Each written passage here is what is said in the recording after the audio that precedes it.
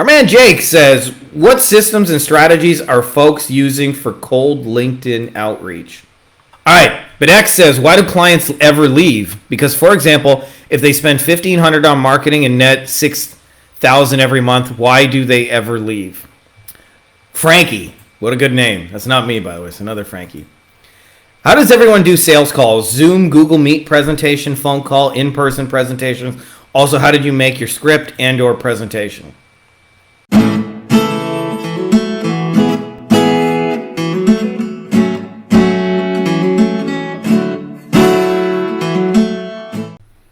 There we go. In the machine. Welcome back, everybody. Excited to have you guys for another weekly Q&A where I'm here shooting my mouth off about agency stuff. And those of you guys who are listening and have those same kinds of questions or actually ask the questions, hopefully you guys are getting a lot of value out of those and learning some cool shit that helps you in your own journeys. Appreciate you guys tuning in as always. Just a quick little announcement before we get rock and rolling, but I am taking our tools library to the next level. So that, things like, for example, we have people right now behind the scenes that are building, like a lot of people asking about how do you make a Loom video to close. We started with, first I taught people how to do it. Then I'm like, I got a templated set of slides. Then I created an AI thing that would write the information. And we're very, very close to you being able to just answer 3-4 questions, click a button, and it'll give you the finished presentation in its entirety. So like some cool shit's happening, just so you guys know, behind the scenes. Anyways, so for you guys who are interested in that, you can check out the Wolfpack. You can go to beyondagencyprofits.com/Wolfpack. We'll talk lots of details there. Anyways, that's all I got for you guys on that. We are back for another Q&A. The man himself. The man they call the man, the Golden Dad Guns, the greatest of all time. His Holiness, Frankie Fihn. Let's play some tunes. My AI tunes.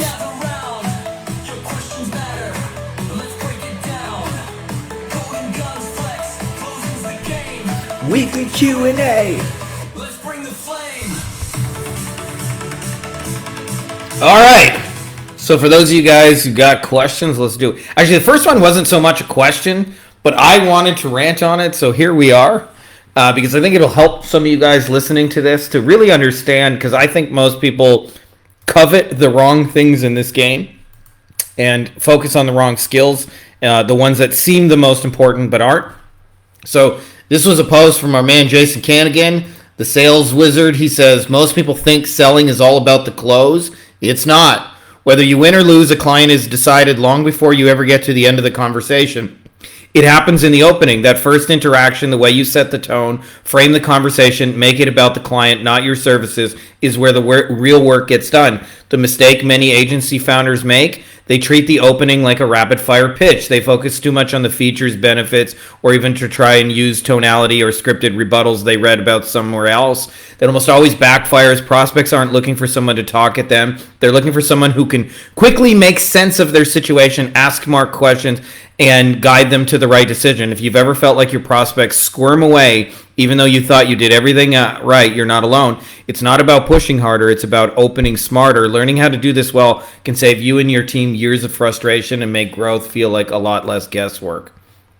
All right. So let me rant here for a second. I think I got a sneeze coming. There we go. All right. That happened. So let's talk about opening. Okay, let me just talk on the financial side of things, okay? Everybody asks about closing, and everybody in my world, they want a closer, they want a media buyer, they want sales. Very few people say, I want an opener, and yet great closers work for great openers, right? And if you understand how to open, you're going to have far more success in business than if you're actually great at closing. I'll give you an example. Let's use a not PG metaphor, but there's two guys and they're 20 years old and their goal in life is to go get laid. And let's say one of them is a great closer, meaning he meets the girl. If they go back to his apartment, it's a done deal. They're going to be getting it on. He's the master at that, okay? So that's the guy, okay? The closer. Let's say there's a guy who's a great opener, but he's not so much of a great closer. But he goes and meets 5 to 10 new women every day. He lives in a big city or goes to a big college, and he's super extroverted, and he gets 5 or 10 phone numbers every single day of his life. Like, who do you think's going to get more action? Clearly, the great opener is going to be the guy getting all the action, right? Because he's going to just have way more opportunities. And so too many people don't realize that a lot of what happens in the closing happens as a downwind of what happens as a result of opening. And so Jason and I have been talking about this in the context of sales conversations, which, by the way, we mostly do over video, over text chat these days, but the same principles of it still apply. And I've listened to quite a few calls. So a few people over the last few weeks that are in our various programs have sent me calls and asked me, like, can you listen to my calls? And almost all of them started with, let me tell you about my web design. Let me tell you about my SEO package. Let me tell you about my thing. Because they think that's what a call is, or that's what a sales conversation is. And then what happens is, because the opening was wrong, like the opening was not conducive to sales, then what happens is at the end of that, motherfuckers start ghosting you and giving you objections and start saying shit like, well, I got to talk to my cousin, brother, uncle, former college roommate. I got to talk to my spouse. I don't know if we can afford that and things like that. And they'll say and do anything to get off the phone with you. But closing doesn't feel like a natural conclusion. By the way, there's a yellow bird out my window, like hummingbird eating a cactus flower. That's cool. Anyways, I digress. I'm not totally distracted. So a lot of sales conversations and sales processes actually go off the rails on the beginning, and it's a lot harder to put the train back on the tracks than to just keep it there. And so the first thing that you should always talk about in every conversation is the other person, what they need, what they're trying to do. So Jason has his analogy, what he kind of what he calls need, budget, personality. But to me, the first thing you want to talk about is, what is it they actually need, right? And don't assume that's you, by the way. Like, I go into this with a blank slate of just like, tell me what you're trying to do. So if I was trying to uncover what a prospect needs, there's lots of ways we could do that. We could say, like, tell me what problems you're having that you're trying to solve right now. Tell me a little bit about your situation. Tell me about your company. What are you guys trying to do? What are you guys building?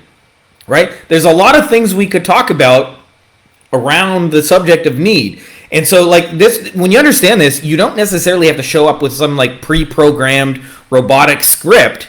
Like, it can just free flow in conversation. Like, what are you guys doing? How many people did you get last week? What are you trying to do about that? What have you guys tried so far? Right? Like, and getting very, very curious about them and what they're doing. I'll tell you, it's the biggest mistake I hear over and over and over when people send me their sales conversations is they think they're supposed to talk about their thing, and like 97% of it is talking about them and the client's thing, not your thing, the client's thing, their business, what they're trying to do, what they're trying to fix. And then the last 3% of it is like, let me tell you about what my solution would be for you.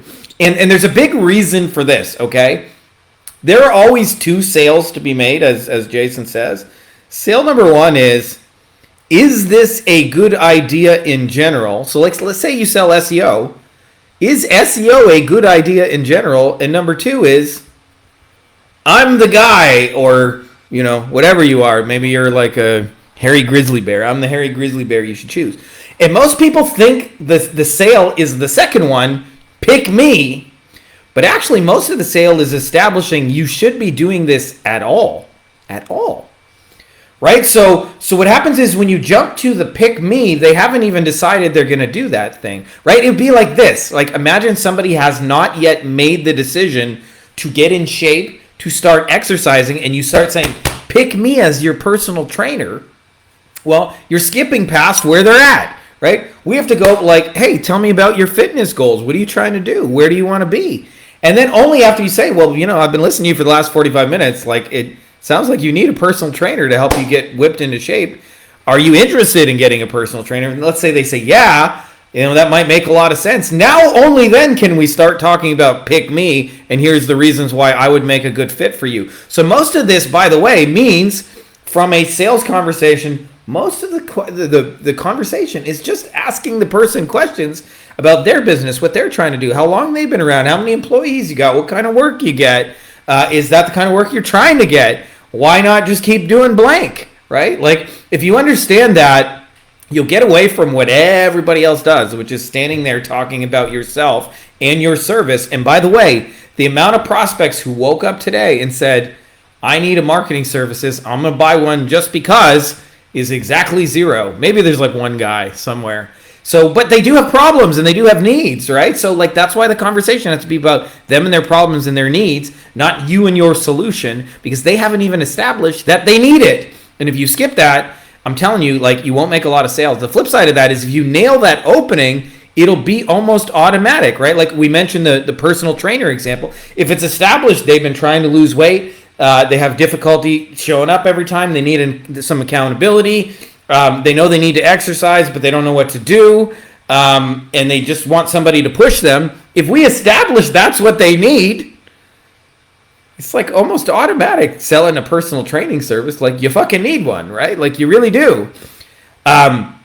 So have more conversations about the other person's business and less conversations about your solution.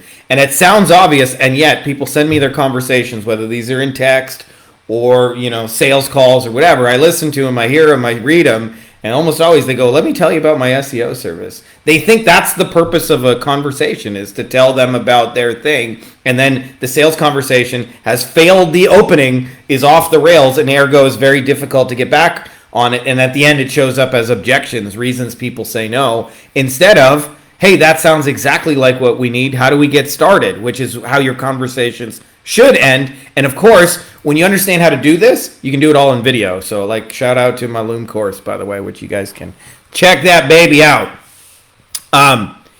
Anyways, by the way, Facebook's doing that thing where I don't see your messages, but I know you guys are there. So I'm just going to keep shooting my mouth off, and I'll reply to your stuff after the live is over. We got to do what we got to do. So this one comes from Errol. E-R-A-L. I hope I'm saying that right. He says, did anyone create a call center for their agency to call their leads of their clients? If yes, do you mind sharing a few tips, system automation reports, or can you recommend any third-party call center that would call our leads within 5 minutes, looking for something that offers pay-per-use? We're trying to test this feature before going all in.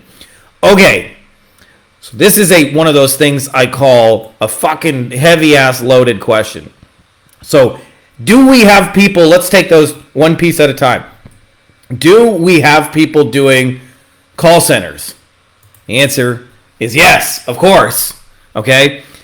So there are many reasons to do that. And one of the biggest reasons people do it is, if you've been doing this longer than 5 minutes, you realize local businesses suck at the phone. Ergo, they suck at the phone, they'll blame you and say all the leads are bad. And having your own call center and solutions like that enables you to follow up with people faster, to close better, and as a result, you know, like, get them results more frequently. Ergo, have them be happier with you, pay you a lot longer. Okay, flip side of that is, do you actually need a call center? I'm here to say that in most applications, I don't think people do. Okay? And the biggest reason, by the way, is because most things that clients sell can be sold on a website without talking to anybody, especially those of you guys who have local businesses as clients, and those local businesses are in established markets. For example, if you do, dentistry, people know what the fuck a dentist does. It can be sold on a website. That's different than if you're doing e-commerce in the solar space and you just invented a new product. It may require more than just selling on a website. Although honestly, I think it could be done on a website anyway, and even in that example. But having said that, either if your clients have custom pricing, I would suggest booking a calendar for them right on a site and letting clients self-select a time, or selling it if it's a set price that is kind of established in the marketplace. In which case, I just sell that shit right on a website. So I think in most applications, you don't need all that complexity. We do have people who use call centers, and almost always the reason they're using call centers is because they're taking somebody's list of leads that they haven't done enough with, and then they're following up proactively with those leads. In that case, it makes a lot of sense to have a call center. Having said that, if you're looking for just an outsourced solution, check out our man Brad Ferris. He does stuff like that. I think They mostly operate in the medical niches, although I'm sure he could do it for you guys in other industries. If he doesn't do it, I'm sure he would know somebody who does. So go ask him anyway. But having said that, if you're going to do it, what you're mostly doing, if you want to do it internally on your own before you jump right to automations, is what most businesses don't know how to do, is either A, answer quickly, and B, qualify people. Most of inbound sales is qualifying more than it is about trying to push people to the next step. Like, say, for example, let's say you're working with a financial planner. Well, here's an important fucking detail. Do you have money to invest? Right? If they don't, it's probably not going to make sense to have a meeting. That doesn't mean you want to throw that person away. Maybe you want to send them materials and stuff like that, because that person may have money in 12 or 24 months, right? But what we don't want to do is waste all this time chasing, trying to close, doing all that stuff for somebody who's broke. And so one of the simple questions you might ask is, hey, where are you at in your investment journey? Like, are you less than 10,000 that you've got invested? Are you between 10 and 100,000? Are you 100,000 to $1 million? Are you $1 million to 5 million? Are you 5 million plus? Like, which one of those describes you? And if they say, I'm just getting started with investing, you can say, hey, that's totally cool. Are you looking to invest now, or are you just looking for some information we can send you? And if that person says just some information at present, you say, totally cool. I got an email list. I'm going to register in you, send you some information. But what you don't want to do is meet with those people, right? And dedicate your valuable, precious one-on-one time if they're not ready to buy right now. And so a lot of incoming sales, like before you worry about automations and those things, figure out what are the 2, 3, 4 things you need to qualify them on, and then work that into your process. You do that, like your inbound's going to, for the most part, do what you want it to do. And for the clients, will do what they want them to do. So, sounds simple, but most people don't do it. All right, throwing it out there again, that just Facebook's doing that thing. I don't see your questions, but I appreciate you guys being here. Our man Jake says, what systems and strategies are folks using for cold LinkedIn outreach? All right. So I did some extensive videos on this. I don't know why, but I get more questions about outreach than anything else. And I just want to be very, very fucking clear that of all the strategies to grow an agency, outreach is my least favorite. I think it's the most energy grinding thing you can do. It's chasing, it's digital door knocking, but nonetheless, you guys keep asking, so I'm going to keep answering. Firstly, what I want you to understand is outreach and the way it works is not different from platform to platform in terms of at least the main principles, okay?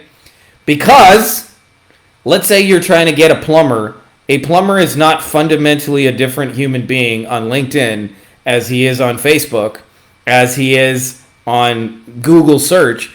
They may be at different stages of the journey, and ergo you may have to kind of like the nuances of it change a little bit. But the principles of like messaging people haven't fucking changed and probably won't change for 100 years. And I'll tell you, the single biggest mistake that I see done again and again and again and again is it's not about you. I get pitched a lot, by the way. Celebrate me as being a micro influencer on the internet. I have arrived. So one of the things that happens is I get pitched a lot, especially on my YouTube channel. I get pitched a lot of things. And almost all of the messages start with, I am, we are, our company does, the reason I'm contacting you, we can do blah, blah, blah, blah, blah. Would you like to book a call? And it's just me, I, we, us, me. And that shit don't work. And you know why? Because nobody woke up today and cares about you. Right? But that's also good news, because if you learn how to talk to people about them and what they're doing, you can open doors that were previously not able to be opened. And by the way, I mentioned this. I've opened doors, not just with business owners, but I've used this for like celebrities. I've used this with famous athletes. I've used this for like A-level business people. I've done this with conference owners. Like, if you learn how to open, like, the principles of it don't change from platform to platform, from place to place. And it sounds so ridiculously simple, which is speak to them about what they're doing And if you want to open the door, so I'll tell you, like, from a tactical point of view, because people ask me about the tactical, I really see it as two things. One, personalization. You talk about them and what they're doing. And two is the way you open the door is very simple, is understanding that ideas equal free, implementation charge is where you charge money. And so when I want to open the door with somebody, I simply share an idea that I had with them, and almost always, like 99 times out of 100, that idea is something that I would personally implement for them on their behalf. So I hope that makes sense, right? So like, say for example, you do SEO. Well, the ideas are going to be related to things they can fix, related to their SEO. It'll help them, book certain types of jobs, or fix their website, or fix the conversion issue, or rank above a certain competitor, things like that. So you're giving away ideas. So for example, one of the first things I do before messaging anybody, before skipping automation, is click on someone's profile, read 10, 20, 30 seconds of it, get a sense of who they are and what they're up to, and talk about that. So I'll give you an example of this, how you can do this, right? Okay, even if they're not active on social. So like, I remember, like, when I used to do this with attorneys, I could click on their website and they would have an About Us page, and it would say the two partners met on the UCLA campus in 2007, and one guy likes being in the front of the house and one guy likes being in the back of the house, and they've had a fruitful partnership for a long time anyway, right? Well, if I message that guy, it's not going to be, I am and my company does and I'm messaging you and we are and we are blah, blah, blah, me, I. He's going to say, hey, saw you and John met at UCLA in 2007. And if I'm selling, say, SEO, it would be as simple as, notice you guys are a little bit behind law firm ABC on this particular keyword. Had some ideas for you to close the gap. Would you be interested in hearing about them? And by the way, this confuses people, because what a lot of people are trying to do is they're trying to close the sale in a single message instead of open a sales conversation. So I look at this like an NFL football field. For those of you guys who are international, don't play American football, don't understand the game. Every time you move 10 yards up on the field, you get a new set of plays and you get to try again. And so as long as you're continuously moving 10 yards forward, then you'll eventually score points every time, right? So like, you just want to keep moving forward. And they have a play in American football called a Hail Mary. And Hail Mary is usually like a last ditch. We're about to lose a game, and you try and go the length of the entire field in one play. It's a very low percentage play, by the way, and the other team knows you're going to try it. Every now and then there's some crazy highlights of it working, but more often than not it fails. And most people, the way they approach outreach is they're trying to go Hail Mary. So I get this, like, hey, I just met you, here's all our services, book a call and buy it, right? First of all, like, I'll tell you as somebody on the other side of this a lot, I don't even have fucking time to jump on calls with everybody who wants me to jump on calls. Never mind that I don't like doing that and that's not my style. But like, I could spend 200 hours a week on calls, like with motherfuckers, like never sleep all day long. Are there 200 hours in a week? Probably not. I guess I couldn't spend 200 hours in a week. But I could spend 100 just on calls with other people who want to sell me shit. Like, that's how much I get pitched. So if you're immediately just saying, this is the shit we want to sell, and I compare it to a guy at a bar who's like, hey, do you want to bang? I mean, if you ask enough drunken strangers, do you want to bang? Maybe somebody will. Like, probably somebody's drunk enough and ready to play ball in that way. But it's not going to be the greatest moment of your life, by the way. It's not going to be like the best hookup you've ever had. And so it's the same thing with outreach. Like, if you're not in it for a real relationship and you're just looking for a quick hookup and see who's interested, and you go, hey, you want to buy my thing? Jump on a call. Hey, you want to buy my thing? Jump on a call. We, us. I'm not saying it won't work, but you'll have very low percentage odds, and the people who will come through the other side of it will not be the best prospects. Flip side of that is you talk about them and you give, and this is why we give ideas, because it opens the door towards a sales process, towards us implementing those ideas. But it's a huge difference if you show up to a stranger with a give instead of a take. Like, if you're messaging me to say, I want to take your time, it's very different than if I'm giving you something of real tangible value that you can immediately potentially use. Right? So I think of Costco. Like when Costco wants to open conversations with strangers about their pizza, they don't go, let me tell you about our pizza. It's the finest ingredients, mama's recipe from the old country. They give away a little free sample. And I look at your ideas to help a business grow as your free sample. So what you're really doing is saying, hey, nice red shirt you got. You want to try a free sample? Like that's what you're doing in practicality. If you do that, like what you'll find is outreach is far more productive. But what you're not looking to do is sell 27 boxes of pizza in the opening message. You're just giving away a free sample, knowing that chances are they may like to go deeper down that road. I'm ranting on this just because I get so much of this. And then I'm going to top all that off by saying it's still my fucking least favorite way to grow an agency. You can bring people to you with paid ads. You can bring people to you with content. You can publish stuff in other people's audiences, which is like content but works way faster because you start with an audience. You can create referral partners and have people send you. You can do face-to-face networking. Those things all work, by the way. And I like them better than outreach.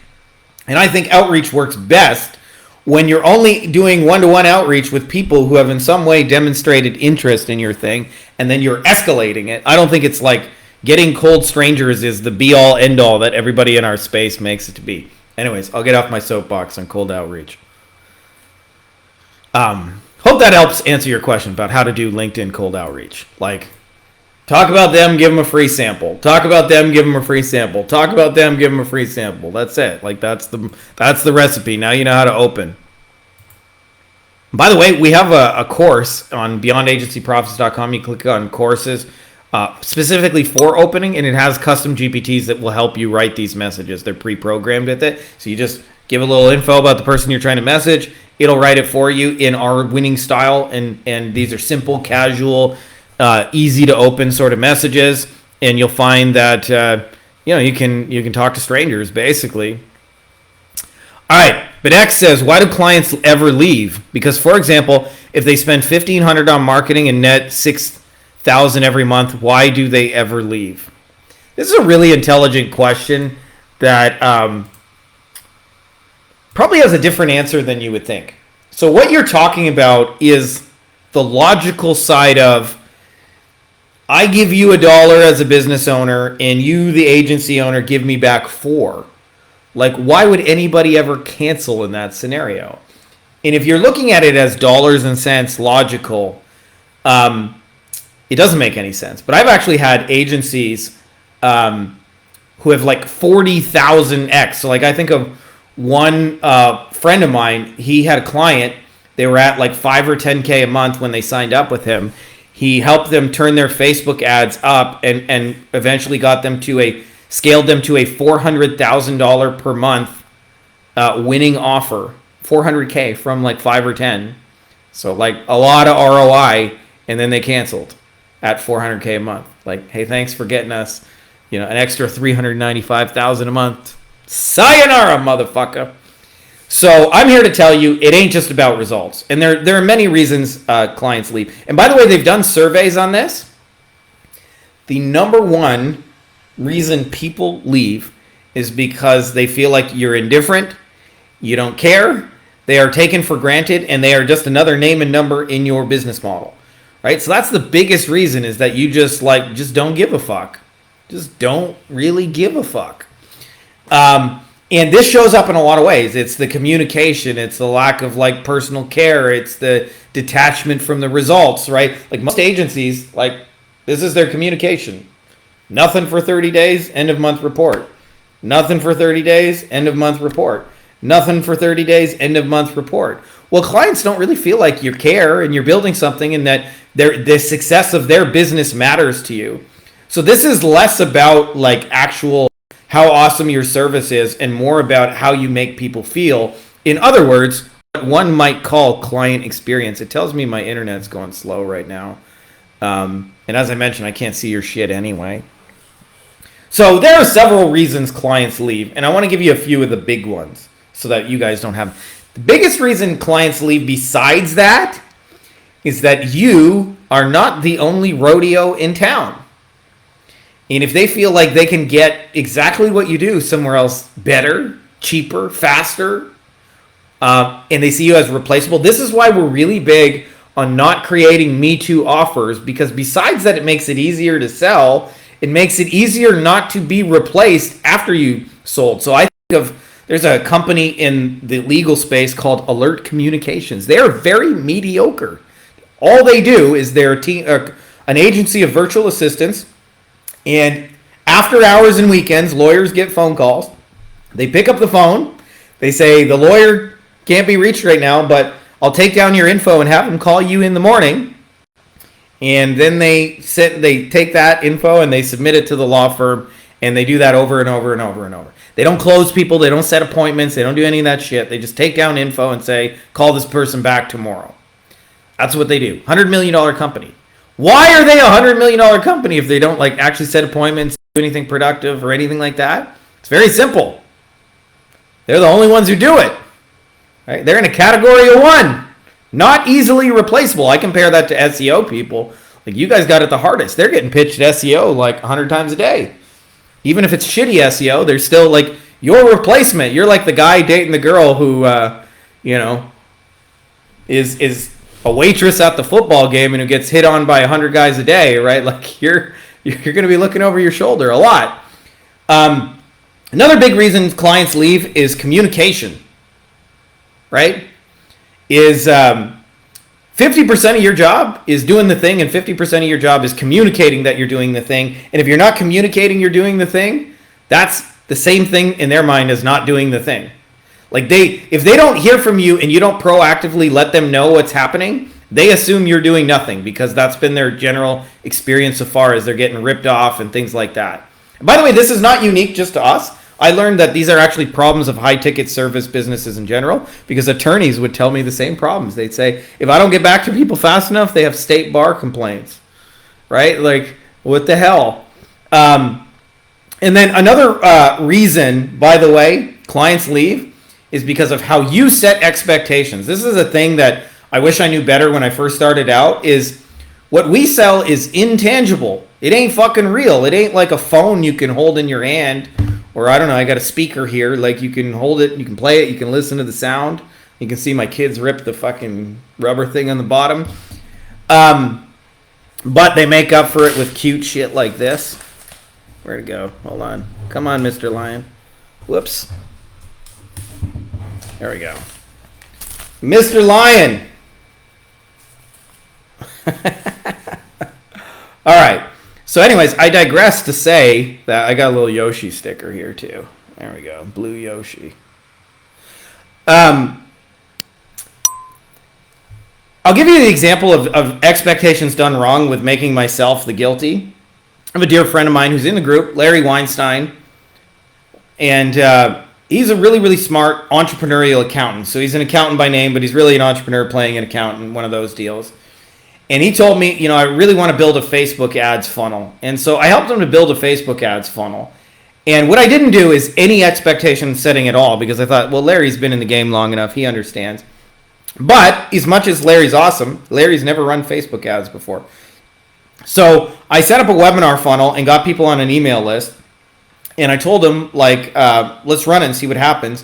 And we started getting webinar registrations for like $8 a piece. Now, if you got a $10,000 service and you're getting registrations for $8 a piece, all you got to do is keep running that shit. Like, you'll be profitable. But what happened is a lot of those people didn't immediately hurl their credit card at Larry. And so he started getting nervous. Like, all of a sudden now, like $1,000 has gone out of his account in ad spend. And yeah, he's got, I don't know, like 120 leads or something on his email list. None of those people have booked a call and scheduled a thing. And so he's like all nervous and said, I think we need to pause this. And I look back on it and it was like, I didn't set any expectations. I didn't let him know how much a lead should cost. So even though we were getting really cheap leads, it didn't matter to him because he didn't know what he was supposed to pay for a Facebook lead. Secondly, I didn't give him any sense of timeline of how long it would take to nurture those people to get him to book, especially with a new funnel that's untested. So he was expecting it to instantaneously work out of the gate, more like Google ads where you at least start getting some calls, usually, typically, not 100% of the time, but more often than not. I didn't go over how much I would update him, so I didn't really update him all that much. I just went and ran the ads. I didn't really let him know like how much it was going to spend. And so, like for example, Facebook ads. Anybody who can confirm this, when you launch a new ad account, it starts billing you for like $5 in ad spend, then 10, 50, because it's testing your credit card to make sure you have money on it. And so what happens is you can spend like $100 in Facebook ads, and they send you like 18 invoices by email. So it looks like I just spent $1 billion on his card. I didn't communicate that, and so all of a sudden he's just like getting all these like invoices, his credit card racking up payments real fast, and he got kind of nervous about it. And I also didn't let him know what I would need from him to be successful in that process. And so what happened is, even though the whole system was working, man, we were getting like $8 leads on a $10,000 service, just keep going. Just keep going. He ended up pulling the plug on it. And it wasn't my proudest moment, but I just want to share, like, why would a client ever leave if you're getting them $8 leads on a $10,000 service, and those leads, like, given enough time, will convert with enough follow-up and stuff? Well, it's because they had no idea what to expect. And so in the absence of some sort of guidelines or framework, they fill it with fear. They fill it with anxiety. They fill it with worry. They feel like this is not working like it's supposed to. And so that's what happens. So you ask why clients leave when in dollars and cents makes sense. And then there's, of course, like a lot of times the dollars and cents don't make sense either. So that's my way of saying it. There's a lot more to it than dollars and cents. They could feel unappreciated. They could feel like they could get it somewhere else. They could feel like your communication just leaves them in anxiety. They could feel like, based on expectations, they have no idea what the fuck is supposed to happen, and so they don't trust you. They don't trust the process, right? There's a lot of things that lead to clients canceling. And by the way, Joey Coleman wrote a book called Never Lose a Customer Again, and he reveals the entire playbook for how to keep people and do it expertly. And I think you guys should read it. And it's one of the most actionable books you'll ever read. By the way, as a friend of the show, we've had Joey Coleman on. If you guys are on the YouTube channel, you can just search Joey Coleman's name on our channel, and I highly suggest you listen to his stuff, because Never Lose a Customer Again will make you a lot of fucking money if you just, apply it. All right. Last one we got up. Frankie. What a good name. That's not me, by the way. It's another Frankie. How does everyone do sales calls? Zoom, Google Meet presentation, phone call, in-person presentations. Also, how did you make your script and or presentation? All right. So obviously, like, we're at a stage, as I've mentioned many times, we don't do sales calls. We close all our stuff in video, or, occasionally I'll do some stuff, text-based closing. Cool thing about text-based closing, you can actually have like 10 sales conversations simultaneously. Having said that, if you want to do sales presentations, there is no one magic media that works in every industry. What you should do is use the way that is the most normal to communicate in your industry. For example, if you are in what I would call the redneck niches, home services, roofers, electricians, work with my hands, landscapers, them babies are phone call people. Like, they're going to be like, call me. Can you call me? Yes, Jimmy, what can I do for you? Right? Like, I see a couple of them like working right over there on their truck. Like, those guys are not going to get on a fucking Zoom meeting with me.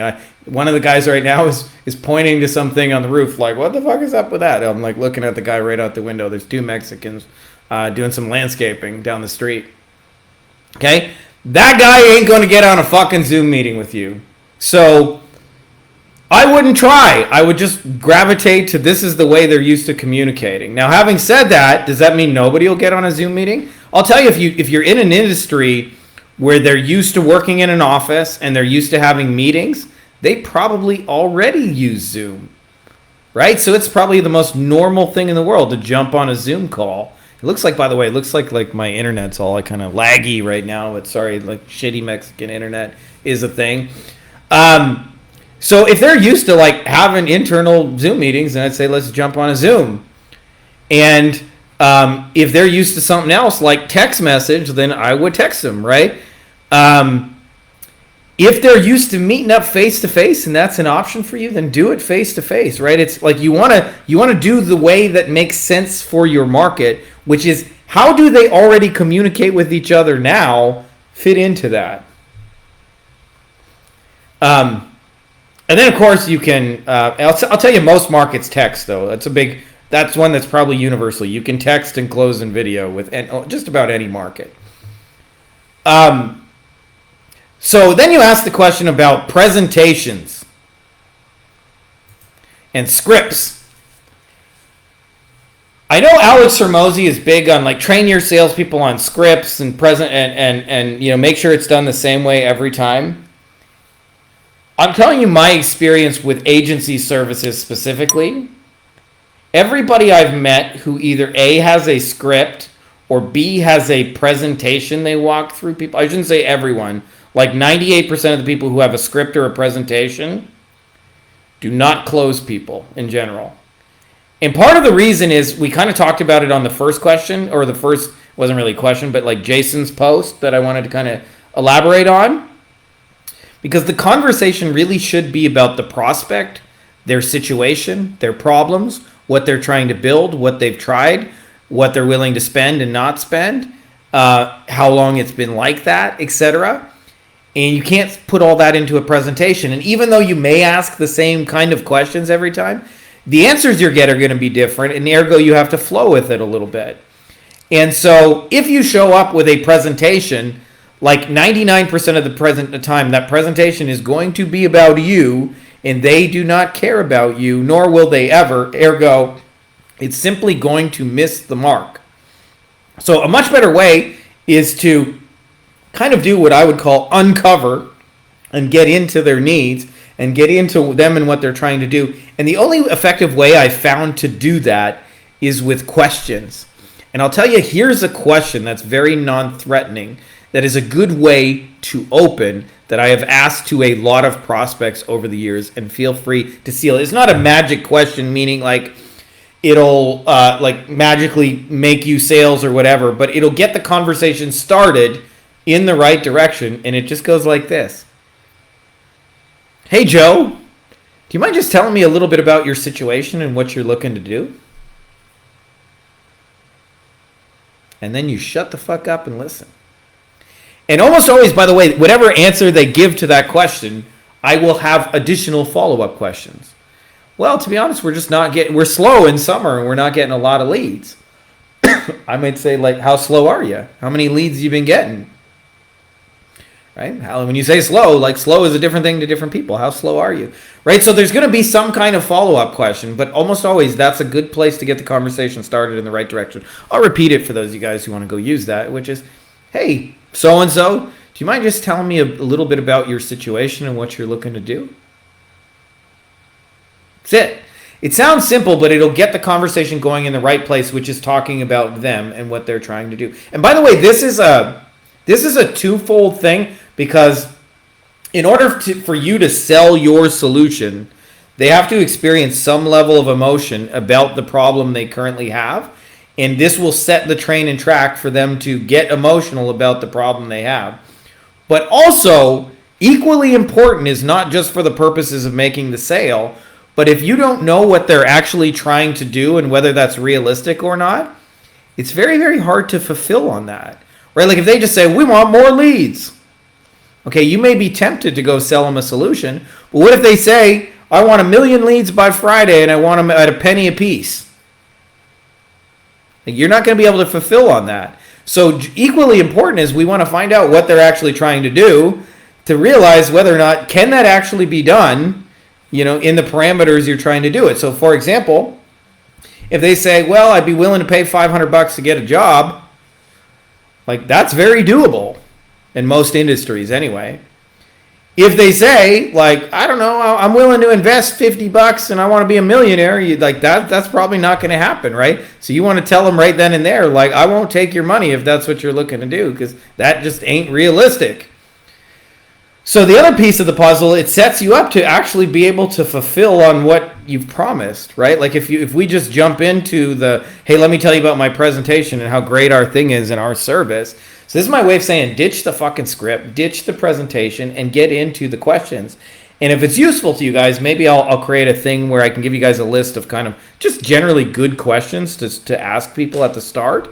And they're just questions. I don't always use them all, right? Like they're useful for just getting people to be real with you and open up about what's happening and seeing whether or not that's something I know how to fix or that's not something I know how to fix. So to answer your question, like, coming roundabout, meet with them where they're used to meeting. Talk about them and don't show up with the script and the automatic robotic presentation, and you'll actually make way more sales. In fact, the only people I know who can close entirely through presentations, so I think of myself as somebody who's done it. I think of Lane Hauk, who has a presentation.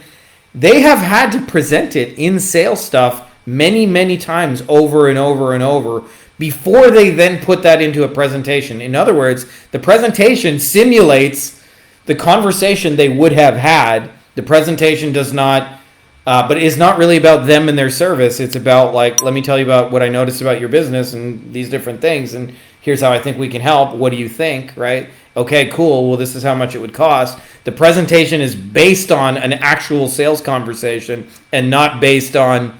and by the way, like, this is how Loom videos were born. For those of you guys who are interested, checking out the old Loom conversion machine, which you guys can find the courses and stuff on our website, beyondagencyprofits.com. But I just noticed if you have enough sales conversations, like, you hear the same shit come up again and again. People ask the same fucking questions. They want to know the same bits of information. And so I started to realize the more you just preemptively answered what they were going to ask you anyway, the more they just didn't ask that question because you answered it before they were going to ask it. And there was about 5 big questions they wanted to know, like, what is your thing? What is this going to do for me? And if they show them something like, hey, that sounds interesting, I want that, then they'll say, would that work in my situation for me personally? And then if the answer to that is yes, then they want to know, well, how does it work? Explain to me how it works. And then if it makes sense, then they want to know, how much is it? And then if you answer the question in a way where it makes sense, how much is it? Then they go, how do I get it? How do I buy it? And so we're just answering, this is what it is. This is who it's for. This is how it works. This is how much it is. This is what you need to do to get it. It sounds simple, but it comes out of those actual conversations. So I'll tell you, the biggest gold is, like, ask more questions, do less presenting. In fact, a good sales conversation is 90 to 95% the other person talking, and about 5-10% you asking questions. You are actually leading it by asking the questions, but they're doing the bulk of the talking. The only time you're really talking is summarizing what they just told you or asking a question. That's really it. Hey, it sounds like, based on everything you said, you guys are just really slow this last summer because, there's 3 new companies that have started advertising in the area, and you guys could use 10 to 50 jobs over the next 3 months so that, you can keep the crews afloat and not have to lose your guys. Does that sound right to you? Right? That's the conversation, not about, let me tell you about me and my SEO and my pay-per-click solution. So I hope that's helpful to you guys. That's all I got for the questions. As I mentioned, Facebook is doing this thing lately where I can't see your questions. I know they're there. I appreciate you guys. Just giving a heads up that for those of you guys who are interested in checking out, like, the most banging tools library for growing an agency that, at least that I know of, that exists, and we've been building it out pretty aggressively, and we're going to continue stepping our foot on the gas to make this easier, faster, and better. My goal, just so you guys know, for, like, Wolfpack folks, for those of you guys who are in it or thinking of joining, is that you'll be able to answer 3-4 questions about you and your service, and we will automatically generate your website for you based on a winning website. We will generate outreach messages for you that win. We will generate content that wins. We will generate winning Facebook ads. We'll generate winning Loom videos that will convert prospects, and do that at the click of a button in, like, almost instantaneous live speed, real time. And that's what we're building right now, is to be able to do that. We have those kind of in individual pieces. So we have lots of little individual AI tools that do that. But now we're putting it together in a big master automations that when you join and you want to be able to, like, sell and scale your materials, like, you can literally just click a button and be like, have everything you need to be be up to speed based on all our winning templates, by the way, things that we've done for years that have worked manually before you kind of scale that up. So that's all I got for you guys in this video. It's a happy Monday over here. I appreciate you guys. I'm just looking at the thing my kids make me here. It does say thank you. There is a K over there, by the way, that's like really faint. It just looks like than you, but no, there's a K there, I promise. Anyways, appreciate you guys. Happy Monday. May the force be with you. Much love, and you guys all have a good time. Buy my book, or I will fart in your grandma's favorite hat.